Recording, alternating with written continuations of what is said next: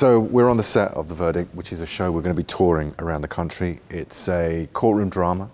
It's the story of a kind of washed up, middle-aged, alcoholic lawyer called Frank Galvin, who lives in Boston in 1980.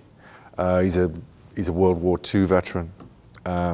He's a drinker. His marriage is in a mess.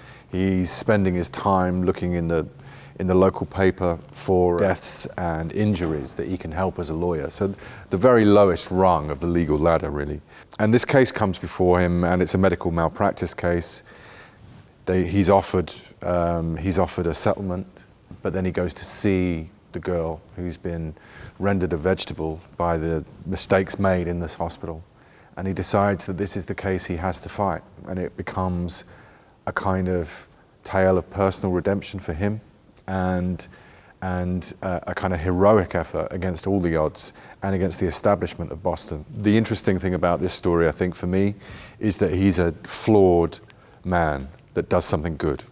And I think that works both ways. Good people can do bad things. Bad people can do good things.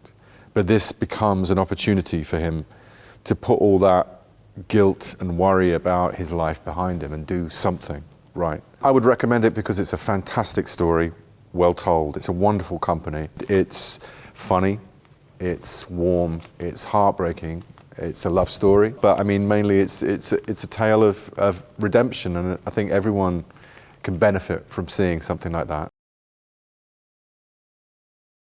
Well, I'm a huge fan of Paul Newman. And I think he's a wonderful actor, an amazing actor.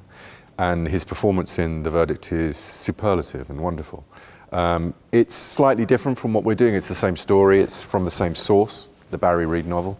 But I saw it a long time ago, and I deliberately didn't go back to it when I got this job because I didn't want my head full of his brilliance. You know, I wanted to approach it in my own way and do something that was good for theatre, you know? But no, I love the film, and I don't think anyone would not recognise it. But I think there's a sort of detail in our play that's more in the novel that the film wasn't perhaps able to do.